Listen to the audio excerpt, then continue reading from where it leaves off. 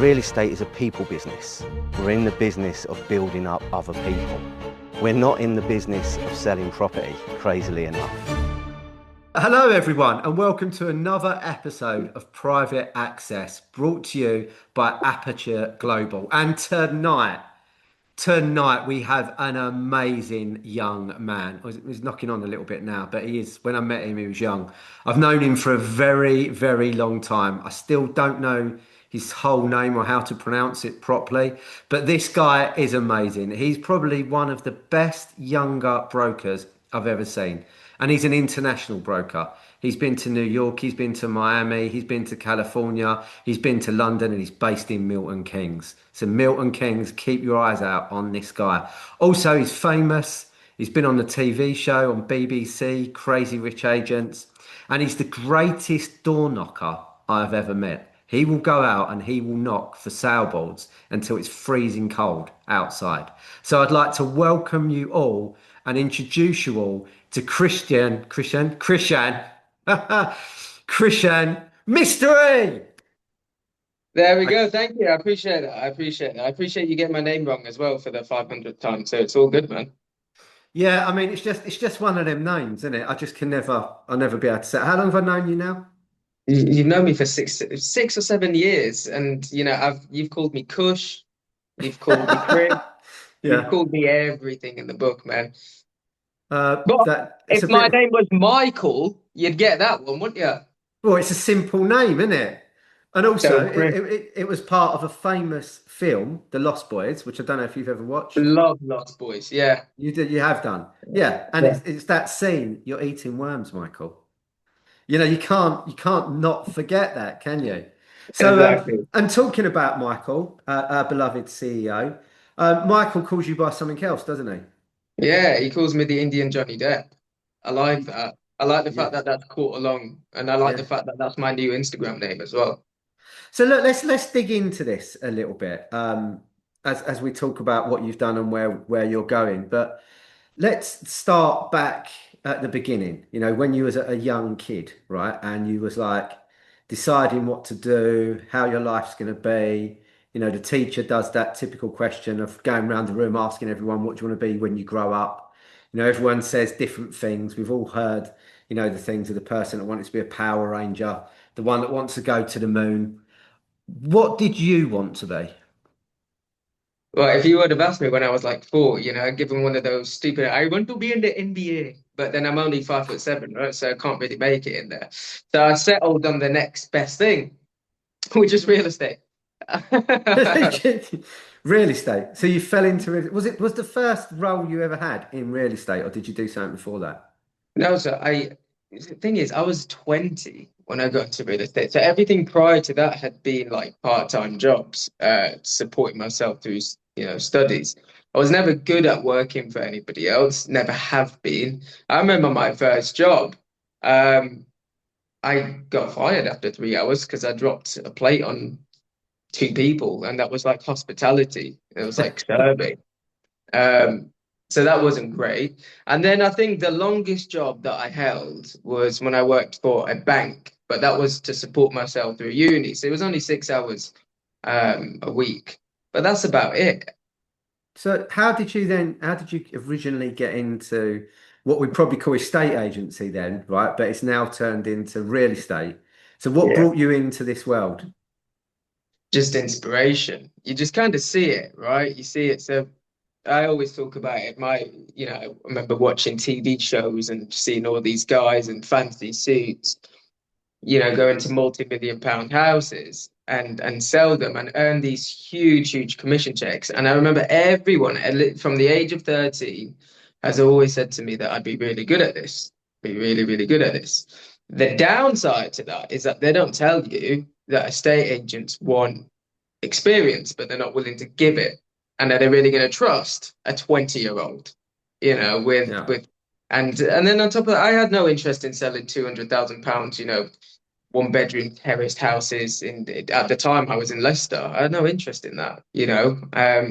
I wanted to learn, and I guess the people that you wanted to learn from were the people that actually made it somehow. It doesn't necessarily mean in the industry, but just very, very interesting, wealthy people. You learn a lot from them. So That's kind of the drive aspect to it.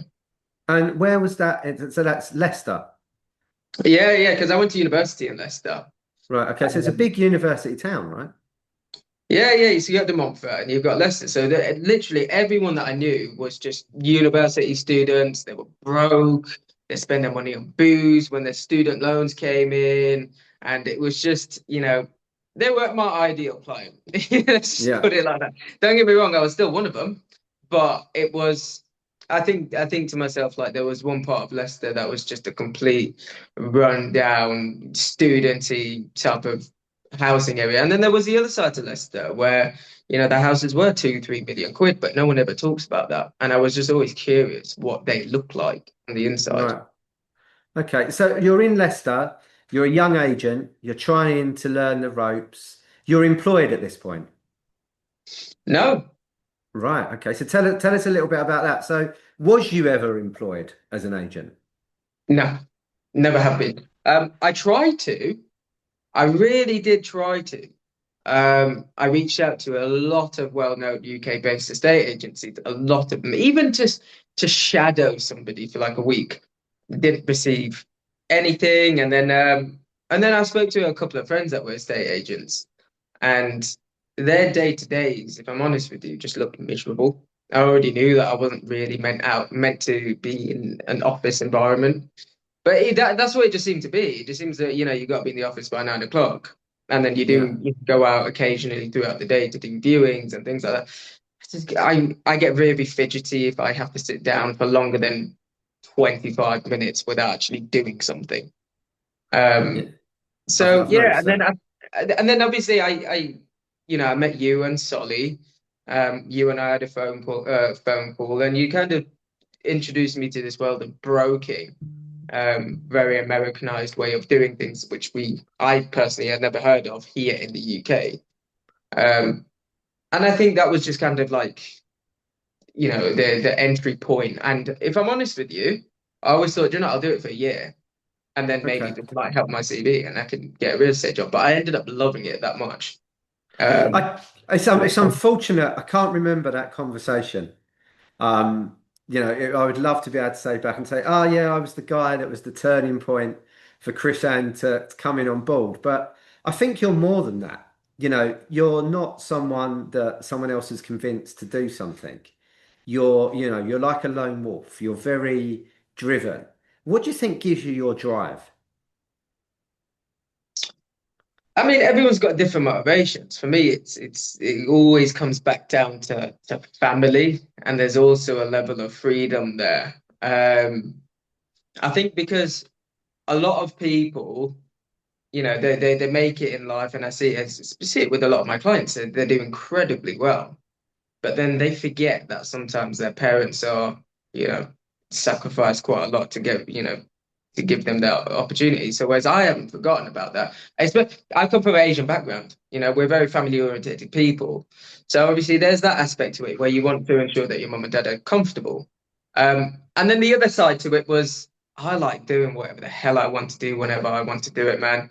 I Right. don't Okay. like to be told what to do, and that's just the kind of way that I live. It's very much like I earn my commission and I will buy a brand new car or I will buy a one-way ticket somewhere and just not talk to anybody for like a week. Yeah. That's just how I do things. And real estate gives you that, wherever you are, whatever brokerage you're in, if you are good, you're able to live that lifestyle, right? And you're young enough to still want to live that lifestyle. Yeah, absolutely. Like, yeah, I always say this. It's funny because being in an Asian household, right? The expectation to settle down and get married when you're going to find somebody. But it's like for me, I had this conversation with my dad the other day. I just haven't done what I wanted to do yet, whilst I can still do it without any commitments or responsibility. Yeah. And that's why I think personally this is more suitable for me because I can make a lot of money and then do whatever I want to do, and then I can tick that off the list. And you're still young, Chris, right? You've still got ages to decide to settle down and to do something. So, was it that you fell into real estate? I and the people around you, then they were the first conversations 5, 6 years ago? that led you into real estate? So I think it was just taking a chance. I Yeah. think, you just kind of have to, you either take the chance, you take the risk or you lose the chance, right? And Uh-huh. I remember at the time it was just a case of let's just try it. Yeah. Everyone tells me I'll be good at it, and then little did I know I ended up being really good at it. Um, Yeah. and yeah, we're still here. And you've gone on to sell some incredibly luxurious, as much as I don't particularly love that word, but let's use it because it points it in the right direction. Some incredibly luxurious houses. You've been very successful in your career. You run around everywhere in a leather jacket, and that's become your sort of, that's your persona. That's what people recognize you about. But if we take you to the other end, to the 20-year-old Krish. I remember you at that when you were starting out, and you did have, you had balls. You had a plan. Lots of people when they're 20 don't really always had a plan. You had a plan and it was pretty clear. You're going to sell high-end stuff, right? And you're going to get to that stuff, and you will get to that stuff by your personality, because you have the thing that, a few people have, but everyone should have, was just pure inner belief. You would go up against David Beckham and you'd be in goal and you'd be like, I can save it. What I mean? Don't worry, Mhm. I can save David's goal, right? Mhm. So, but let's let the listeners have a bit of a deeper understanding of you, because I remember you, and I remember a story about you being in your car and Mhm. making a video. Do you want to explain that story or tell that Yeah, story? so I think based on the way that I am, I'm not necessarily the most serious person, and the Really? perception that the perception that I put out there is a little bit different, right? Because the thing is, I'm a very optimistic kind of person, I'm a very very positive kind of person, and I don't really like to talk about the negative side to things. Yeah. But yeah, look, when I started off, I was in my final, I was a university dropout, right? So I still had my student housing, but I had no income. Um, and I didn't really want to, I knew that I could have asked my mum and dad, but they would worry. So there were times where in the beginning there was a lot of driving around, a lot of door knocking, a lot of reaching out to people. And I remember at one point, um, when I was driving to a viewing, after I finished the viewing, I looked at the petrol light came on, and I was like, oh God, like I don't think I'm gonna make it. And I only have 10 quid in my bank account. I had to pull to one side, have a look at Google Maps where the next place is. And bear in mind, it was like 9 o'clock, and pull to one side. And then I had all my clothes in the back, luckily, because I went to the gym in the morning. So I used to go and shower in the gym because my stupid landlord cut off the water, right? Because I couldn't make pay the bill on time. So I had all that. And then I remember just sitting in my car and I recorded a video, and I was a bit like, I'm in my car. I've got my clothes behind me. I'm showering at the gym, right? And I'm roaming around. I'm driving maybe 100 miles a day, maybe more. As a 20-year-old, I'm eating like, little grocery store meals that are super cheap, like £1 food and things like that. And I made a video about it. And I was like, this time next year, I'm just not going to be in that position. And I think I never aimed to show anybody that video. It was only until uh, when we did the show and then somebody bought it out of me, like, can we see that video? And then they wanted me, and then I showed them it. And it's totally legitimate, it's totally real. But that was a struggling point in my life. And then the next morning, um, luckily enough, literally made it back in time. My mum transferred me a bit of money and went to petrol station, filled up my car, and then I just drove to my parents' house because I couldn't stay back at my accommodation. That is, look, thank you for sharing that, because that's a deeply personal thing to do. And it's things like that builds the trust between me, you, and other agents, especially what we're trying to build at the moment in Aperture, where we're looking at a global network, which has never been achieved before. There's franchises, there's whatever. But I don't think a global network's ever happily done. And I've been inside quite a few companies where we've tried to do that. And I think Robert and Michael are trying to make it very sticky in that way because there is personal stories and everyone's kind of comfortable enough to give their personal stories up. I've had a couple of guys and girls recording over the last week. And everyone has kind of, that kind of shocker moment where you'd be like, really? This happened to you? But you've just said you just closed on something and worth 100 million. A commission comes in. They're like, it wasn't always like that, and I'm guessing because it probably has to. Did that make you tougher? Was that a real pivoting point where there's Krish in his car? 99% of people, mate, would have looked at that and gone, I can't do this. I'm going to go work in Tesco's or, go work. Or, you were clearly the 1% that actually thinks, you know, no, that's not my life. This is going to be my life. I think a bit of both.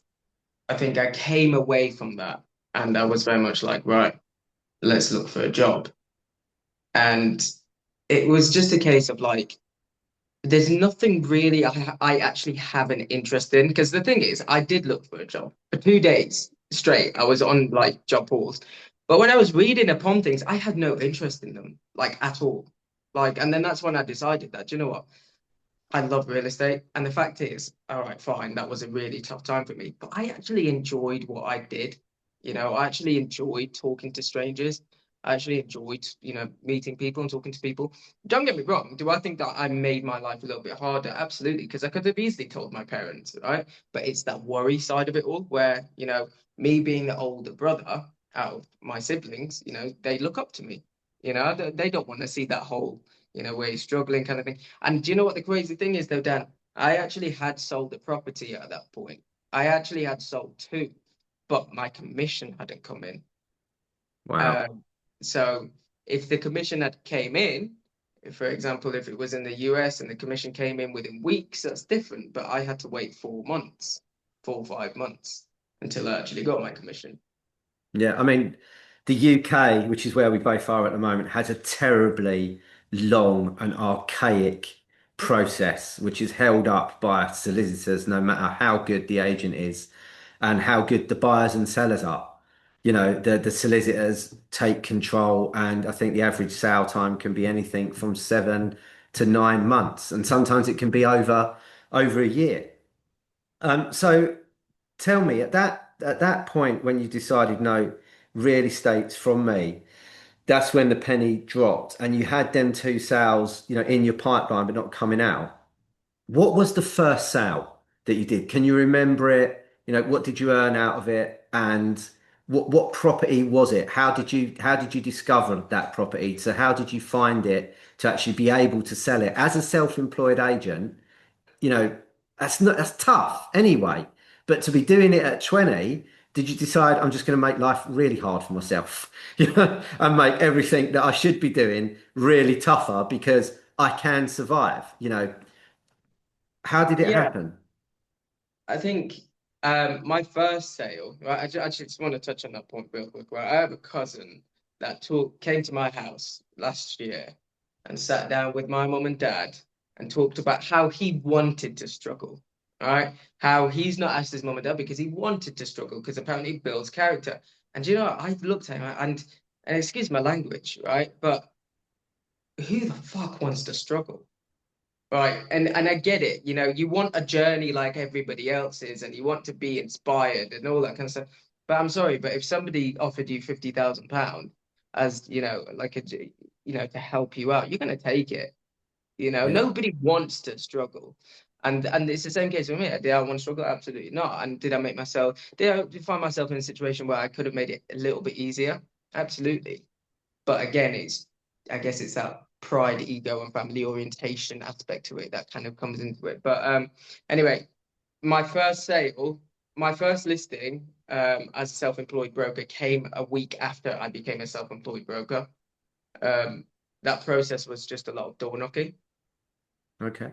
Um, So that first house that I signed up was 550,000. And my second property was 1.5 million. Um, Wow. my first closing, where my first commission came in, was that house for 1.5 million, and the one after that was the 550,000 pound house. Um, How did you feel when they dropped in your account and you was like, it's in? Like, did the sense of euphoria must have been incredible, but was there a sense of actually the engine's turned now? I can do this for a career, all for the rest of my life. Yeah, I remember it very clearly because I remember being upstairs in my parents' house and I ran downstairs to show my mum and dad that like, have you seen these many zeros in this bank account? Have you ever seen so many zeros in your life? Like type of thing. Do you know what I mean? It was such a good feeling. Um, yeah, that was wicked, especially because of that sale that I did, 1.5.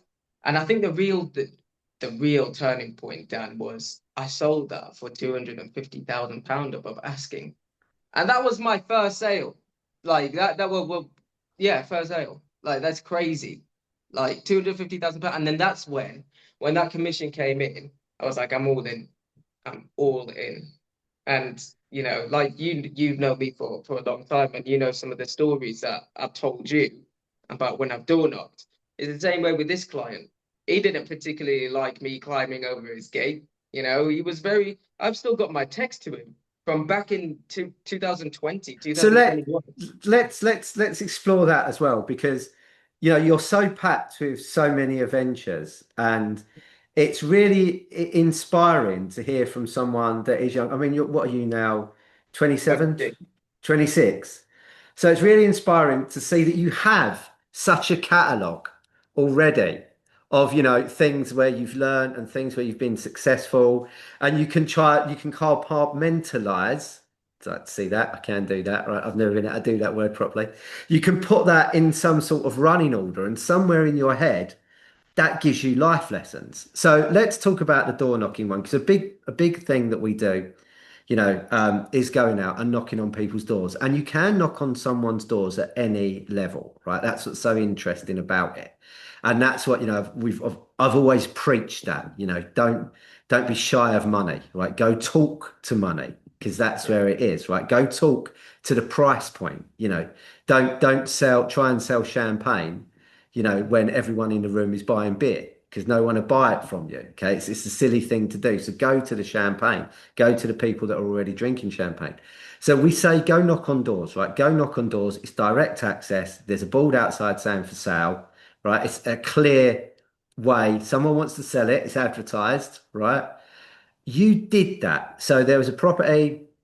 You wanted to go door knock it. Tell us about the story and the gate. Which story of the gate do you want to know about? I think I the have one when you without giving it away, when with all the dogs barking, you got trapped at the top. Oh God, that was in North London. That was like 2 years into my, and this is my point. It's like I'm still doing that, like 2 years, Yeah. like down the line.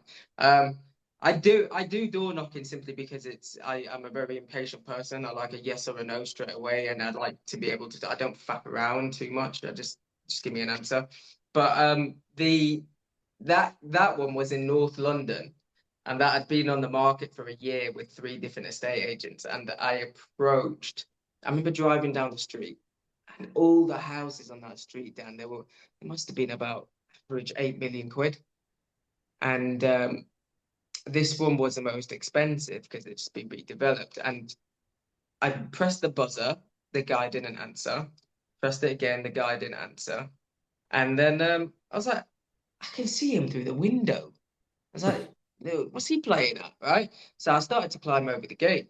And as I was climbing, as I got on top of the gate started to move. So I'm like on top of the gate, and the gate's just like moving slowly when I'm just on top of it.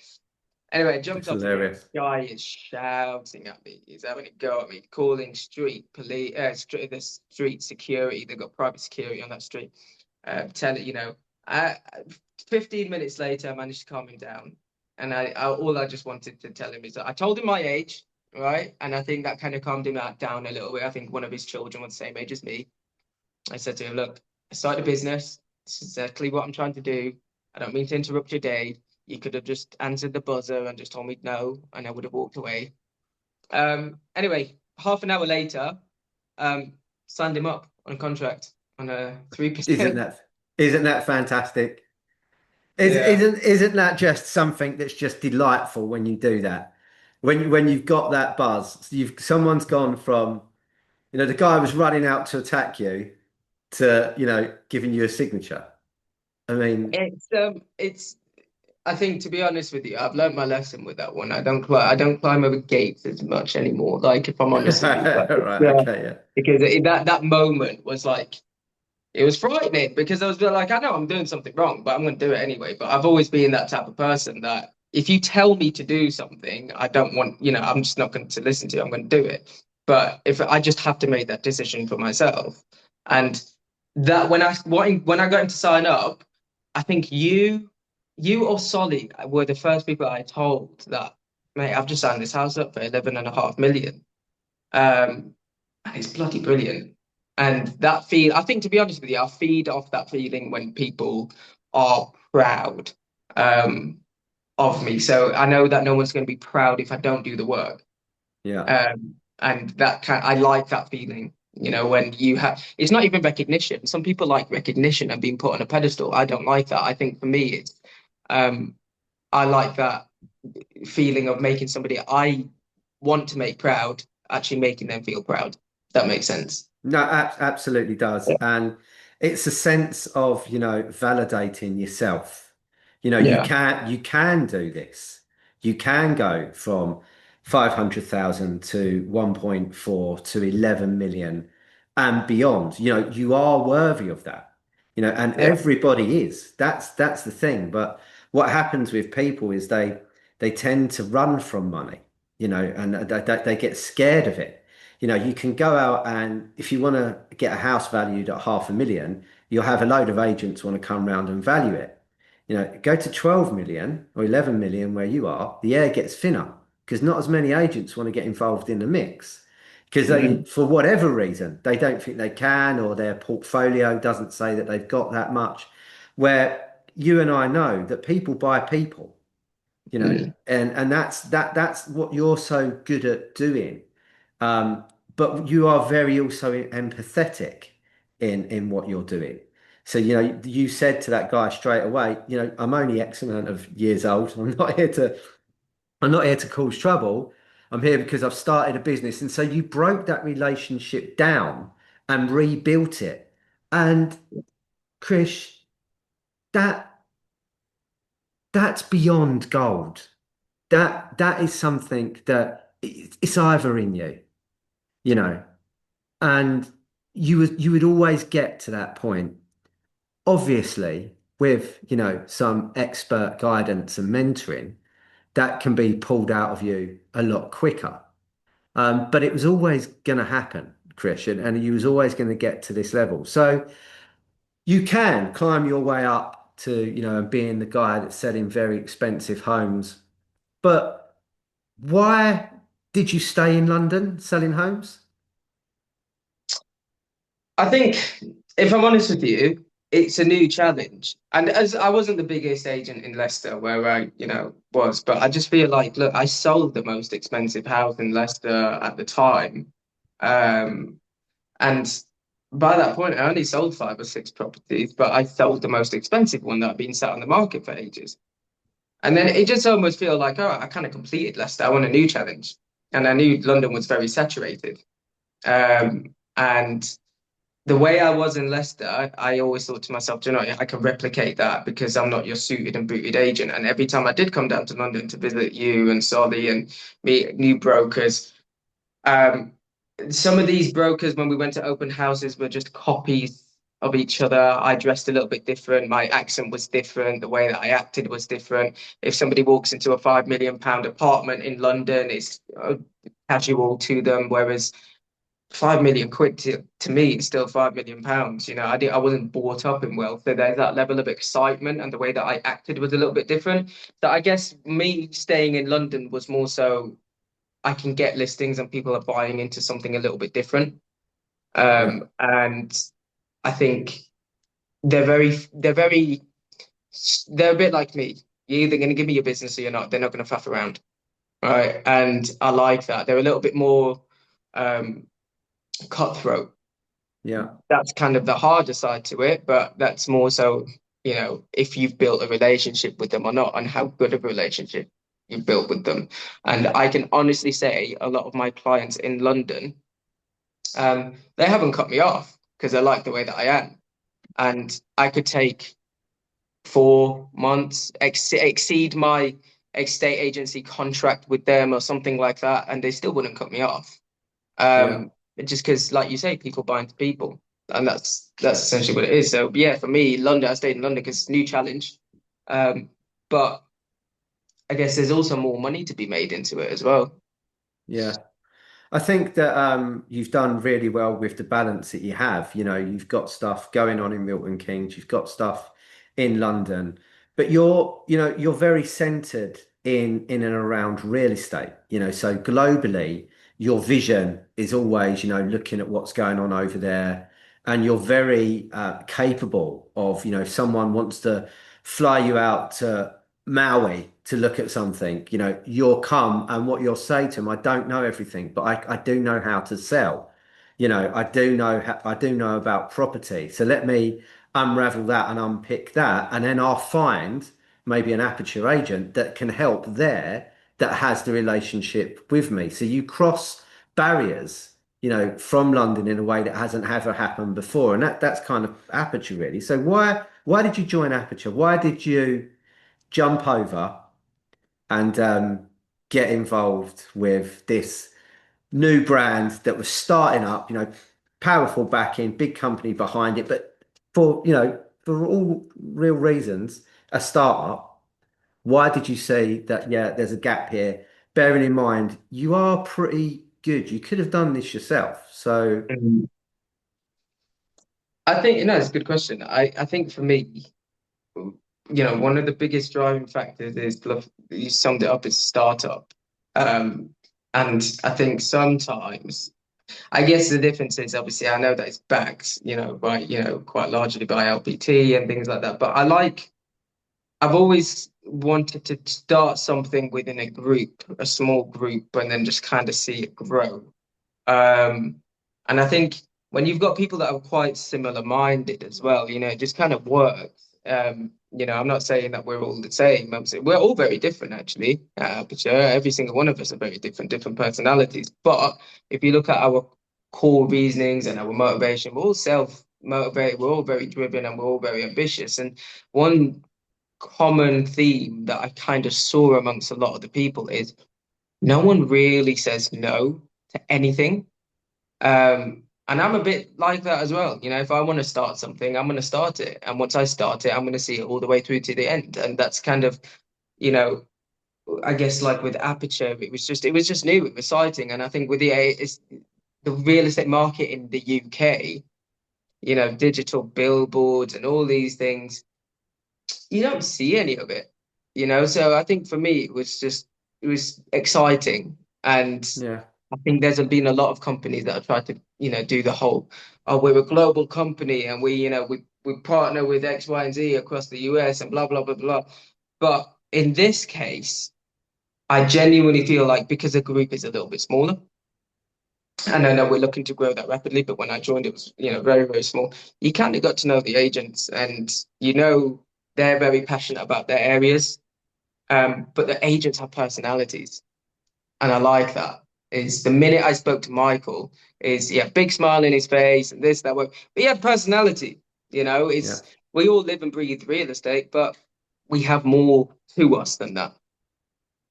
That's that's brilliant, and I'm fumbling because I couldn't sum that up any Mm. better than you just did. It is, we are all kind of 24/7 agents, like lots of agents are, but we're almost a little bit at the edge of a bit quirky, Yeah, and a little bit, kind of like, and crazy, and people love crazy, right? yeah, They're the guys and girls that make stuff happen. They're the guys and girls that when you're talking about a property that hasn't sold forever, will sit down and go, give us all the reasons it hasn't sold. and then look at everything and find out how can it sell? What have we got to do to make it sell? Yeah, How do we bring people to this property? Not just go, oh, you just need to reduce the price. One yeah. of the most famous things I ever did was something had been on the market for 2 years. They'd reducing and reducing and reducing it. They gave it to me and I put the price up 500,000 quid.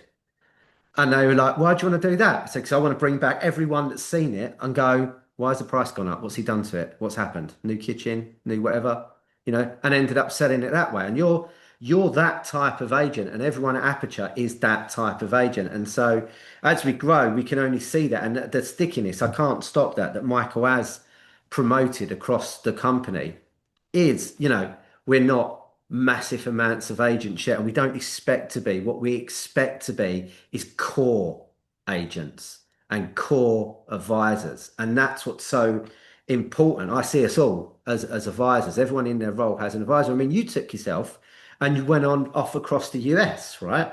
And I know you like a Guinness now and then. So did you bump into anywhere in the US where the Guinness was up to standard the same as London? It was a load of rubbish. It It was was. a, there was a bar and it was just all foam. I looked at the bartender, I was like, that's not Guinness, mate. That's an ice cream. Like, what you doing? Like, where's my flake with that, mate? And they didn't know how to pour a Guinness. And firstly, it was just very different. It wasn't great. But saying that, I'm going to Dublin in a couple of weeks, so we'll try the Guinness there. But you know. We'll get a review. We'll get Chris's review on Guinness round the world. And Yeah, uh, and exactly. and But and yeah, the US, in my opinion, I think it's absolutely incredible, amazing place. The properties are just built differently. The people are relentless. They're hardworking. They're very entrepreneurial. I love the buzz, but they just don't know how to pour a goddamn Guinness, and they're sweets, and it's awful. But country itself's bloody beautiful. could we find will there be a wedding in the future between you and an American? I'm not there enough to find a wife. And get your wife over there. So we're moving into that luxury sector more through your story, and you're coming up and you've done this 11 million pound sale going on and moving forward. And, like we always say about words like luxury, but what does luxury mean to you then? It's a tough question. I nicked it from Valdiv, so Oh, did you? yeah. I think luxury means different things to different people, right? It depends on where you are and society's hierarchical, whatever you call it, right? Um, for me, a luxury means a 500, half a million pound house. That to me is, luxury. Yeah. Whereas people that have been brought up in a £500,000 house, to them, luxury may be two and a half, £3 million, and for people that have been brought up in that environment, it may be 20 million. So it's very subjective. So I don't really throw the word luxury around very often, if I'm totally honest with you. Um, but if I'm branding myself, I describe myself as a luxury real estate broker because it's got that automatic presence and superiority to it when somebody hears the word luxury. But realistically, it's subjective to the Nice. type of person. Nice. And so as we look towards wrapping up, so you went on that journey into real estate, from university, realizing you couldn't work for no one else. You was an independent guy, we call you a lone wolf. You're pushing yourself forward through this no matter what. If I could put bets on someone swimming upwards where an avalanche is coming down, I'd put all my money on you, right? So it's kind of you're that kind of person. We know it's going to be a success, and that's in enables you to polarize that on a sale and say to the people, this is going to sell, and this is where it has with so much confidence. It shines through what you're doing to them, and they buy into you, and that locks the trust in, and that's kind of how you've always done it. So, what's the greatest business lesson do you think you've got to date? You said it earlier, people buy people first and your service second. Um, Yeah. it's that I think that is probably one of the most important things. I always say, me and one of my clients, he's also a really good friend of mine. We say, go bigger, go bigger. All right. Yeah. No, not go bigger, go home, but go bigger, go bigger. Um, but yeah, those two are kind of like really, those are kind of like the best takeaway. I kind of have my own saying, which is I learn from the mistakes of people who take my advice, so I that's my thing. But That's brilliant, Chris. That's Chris. And what would you say to the younger Krishan that's in his car yeah. when his petrol lights on and he's got all his clothes in the back and he's feeling pretty damn miserable to the point that he made that video, right? What advice would you give him after he had put that little video down on his phone and looked at the petrol light again? Just as he was drive to walk, if you could beam yourself, back to the future style into the seat next to him, what words of advice would you say to him? You're gonna be a TV show in a years from now, mate. So get your shit together. That's exactly what I would say. Look, I absolutely love that. It's been a pleasure speaking to you. So if people want to reach out to you, we know Yeah. you're global, but Instagram is a good way. What's your Instagram handle? Yeah, you can just reach out to me, my full name, Krishan Mistry Official. And then yeah, I'm on that as well. Oh, Krishan Mistry Real Estate, one of the two. One of the two. Okay, mate.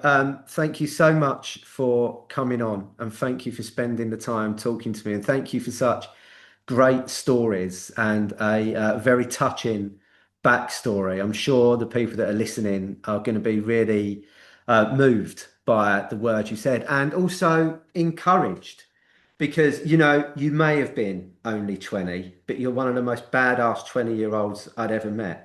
You may have started out selling 500,000, but you took it up to 11 million and beyond that.